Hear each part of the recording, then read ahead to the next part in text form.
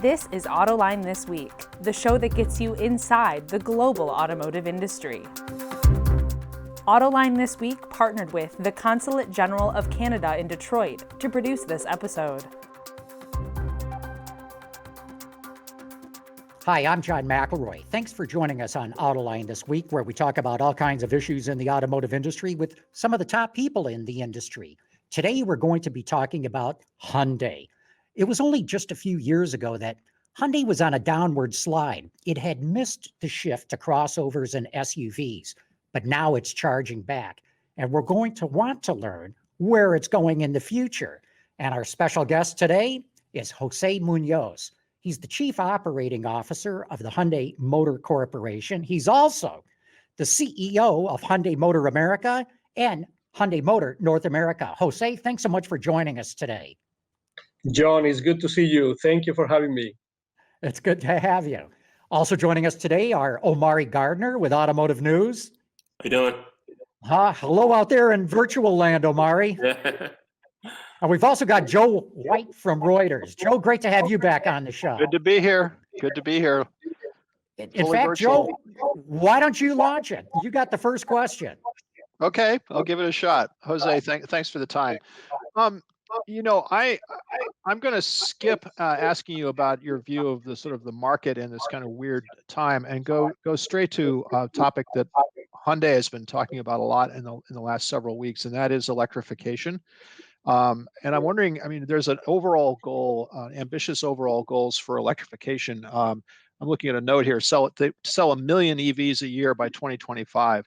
Can you talk about what it's going to take for Hyundai to meet that goal? And at some point, I want you to talk about the North American piece of that, because that's a huge step up from where you are in that space right now. Absolutely. So it's good to see you, Joe, and you're touching I think one of the most strategic and important topics in the auto industry worldwide, and definitely as well in the US. Well, Hyundai has always been very much pioneer when it comes to new technologies, right? And we are one of the few OEMs who already today have all the technologies which are available, like a battery EV, Kona EV, just to say an example, or Ioniq hybrid, a plug-in hybrid. But also the fuel cell vehicle, Nexo. So it is the first and only SUV which is powered by hydrogen. And I think that's a testament of the commitment that the company has with the future of electrification and technology. And then today we have about 6 products that are electrified in our portfolio.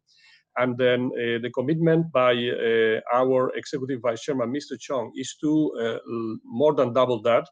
And as a reference, in North America, we're going to move from 6 up to 13 in the next few years in order to achieve the goal of selling 1 million electrified vehicles by 2025. So at the moment, I think we are the third global OEM when you add the sales of our group of all electrified vehicles. And we want to be achieving this goal of 1 million. And I think this is going to help us be among the top in the industry. So why we're doing this? Basically, I think the industry moving in that direction. So the consumers have realized that the electrified vehicles have advantages in terms of driving dynamics, in terms of acceleration, not to mention the advantages with the environment. And then we're ready to adjust to that customer demand and then try to take advantage. I think, as John mentioned during the opening, I think Hyundai was not among the first ones to bring the SUVs, which were demanded by the market. And I think under the leadership of Executive Vice Chairman Mr. Chung, he definitely wants the company to move from being a fast follower to pioneer. And this is why we've decided to launch our Ioniq brand, which is going to be distributed through the Hyundai dealers as a sub-brand and under fulfillment of certain specific technology and then some specifications requirements, so that the users, the consumers, can benefit fully of these battery EV powered vehicles. You know, the big headline that just came out recently is California's plans to ban the sale of gasoline-powered vehicles. I imagine that you anticipated this. I just wanted to know what Hyundai's viewpoint of that is. Genuinely, we believe that the best for the industry is when you quickly adjust to the customer demand. So the industry is better shaped by the consumers than by regulation. But if the regulation is set like this in California, okay, we will fulfill it. Still, according to the information that we have, a lot of consumers, also in California, they prefer driving ICE-powered vehicles. So from that point of view, say why you're not going to allow those consumers what they want? Okay, so we'll be ready for both. Do you think there'd be any pushback from the industry or from the dealer body on this regulation, especially if it spreads to other states? Well, I think because the announcement is being very recent, maybe we haven't seen reactions. I can tell you opinions. So at the moment, you can meet dealers whose main business is ICE based, and definitely they would like ICE to continue. There are consumers that they really would like to continue with the ICE products, and there are others that are shifting into the EV trend. So is there going to be pushback? I think so, and it will represent some additional challenge. To be honest with you, the biggest challenge is not the technological challenge for the OEMs. I think all the OEMs are getting ready at a different pace, and in particular, my group is perfectly ready for the challenge. The challenge comes with the infrastructure. You cannot create a fully EV environment when there are not enough EV charging stations. Or hydrogen, if you're talking about hydrogen, et cetera, right? So I think the states that get into this, and in particular California, will have to really do their homework when it comes to building the infrastructure to make this happen. So Jose, can I just jump in on that real quick, that point? I mean, obviously Tesla looked at this same problem and decided they were going to develop their own, put their capital into their own charging network. And I just wonder if Hyundai or even Hyundai plus the other automakers that are committed, deeply committed to EVs, are going to have to do something similar, either in some sort of a collaboration. Because if you wait around, right? I mean, it seems like you're going to be stranded with this regulation you have to meet and the insufficient infrastructure to do the job. You're right. So we've looked at this and we decided that it would be better to join other collective initiatives. If every one manufacturer had to develop their own infrastructure and then the standards were not the same, then it would become very difficult to handle and very difficult to absorb and utilize by the consumer. So our position is more to share collective solutions. And at the moment, we have several options on the table, and we're doing some testing and piloting.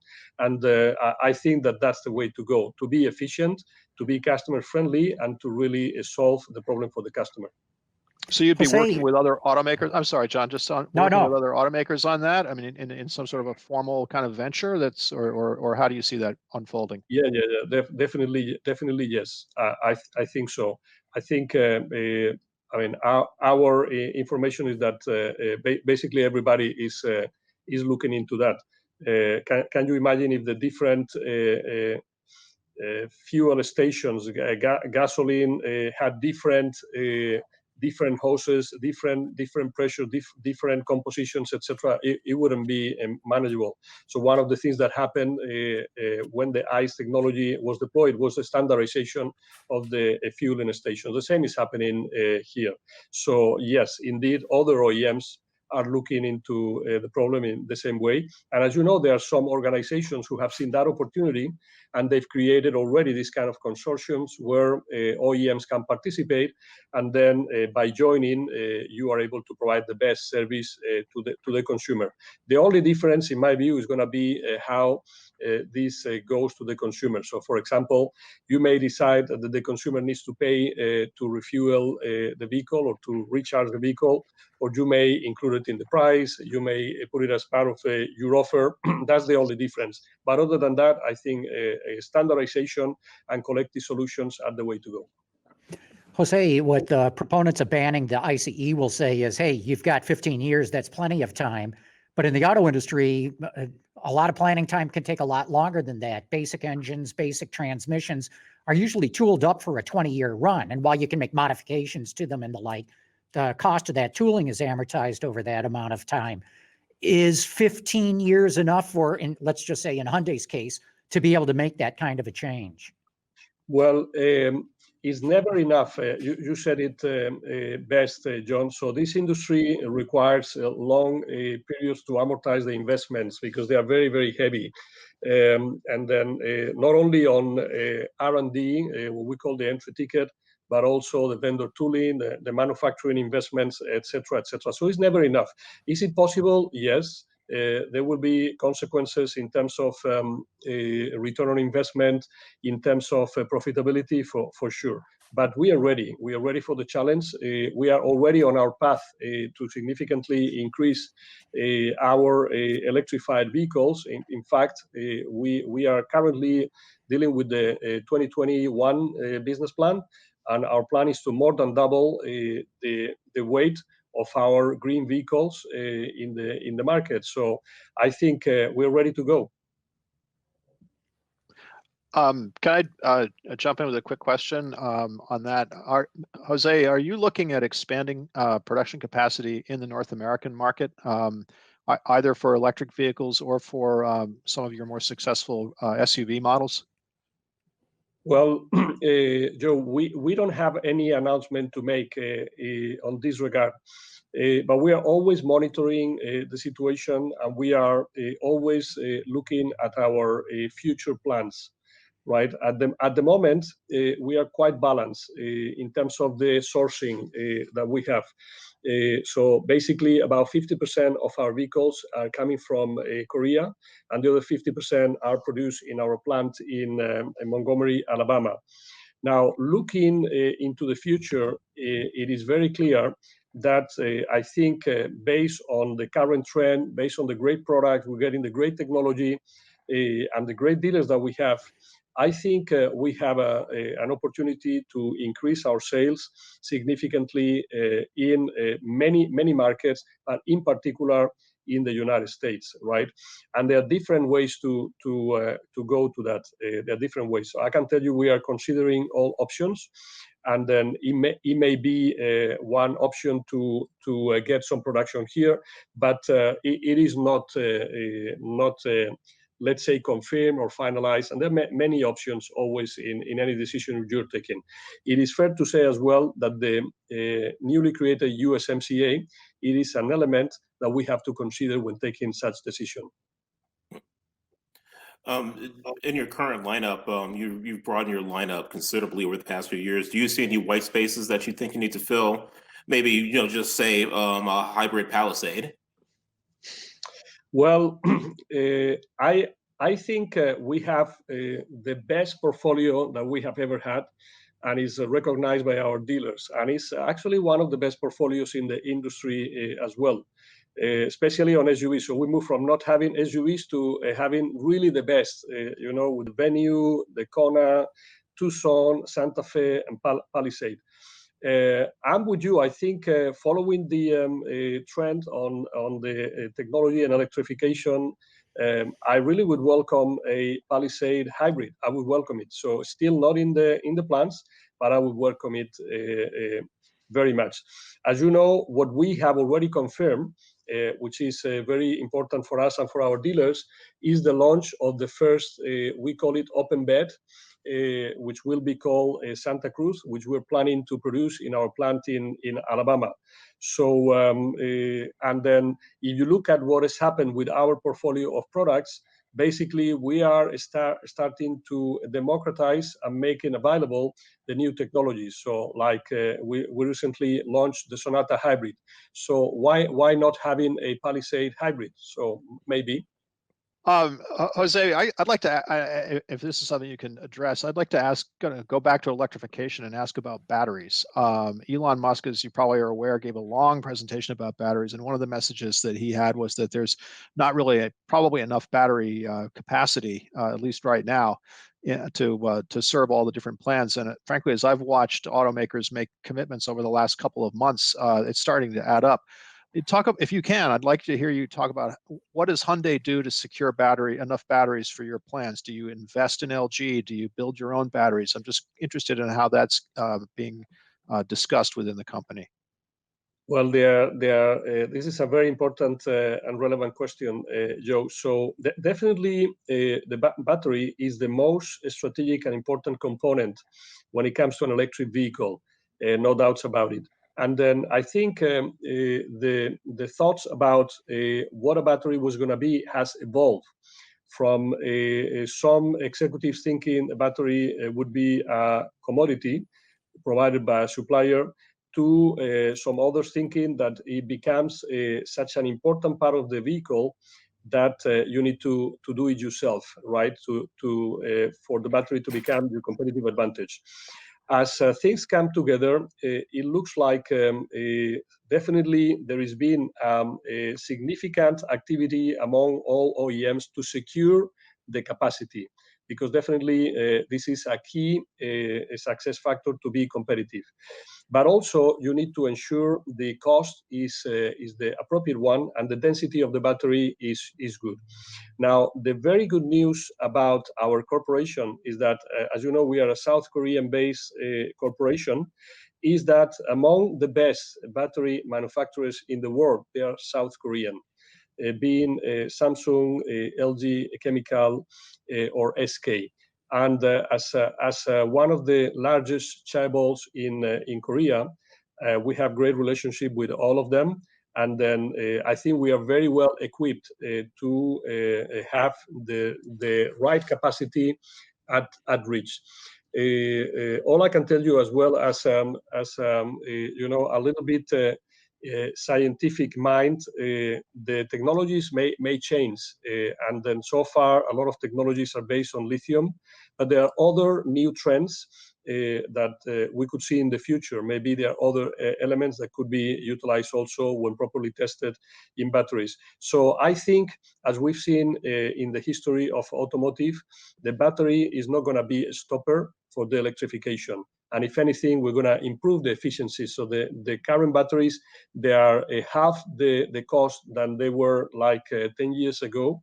And also their efficiency is more than double. So we've quadrupled in 10 years how effective the batteries are. And I'm very, very confident that in the future, we will have even lighter batteries with a longer range, and the cost will be lower. So therefore, the utilization of lithium or other components will be lower. So I think we are doing the right thing, ensuring we have the capacity, but the future is going to give us better batteries, and everybody will have enough to produce the vehicles they want.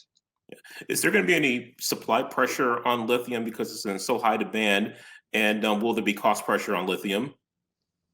Yeah, there is always in all commodities there is supply pressure today, and then when there is a supply pressure, there is a price pressure. But as I mentioned, the technologies are evolving and they are improving, and there is higher density batteries that require less material, and they are more effective than in the past.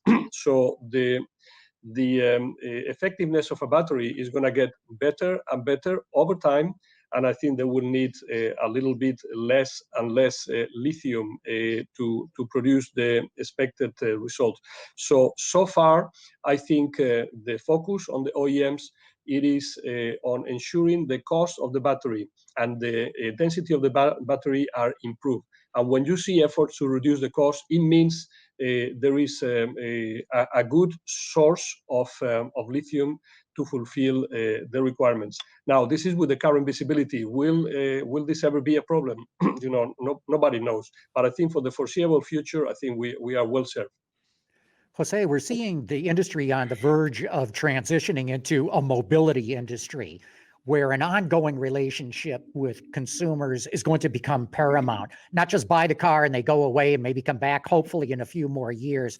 What are Hyundai's plans in this regard, especially looking at things like over-the-air updates and additional services that you can continue to market to consumers, all the way up to some sort of autonomous ride sharing and the like?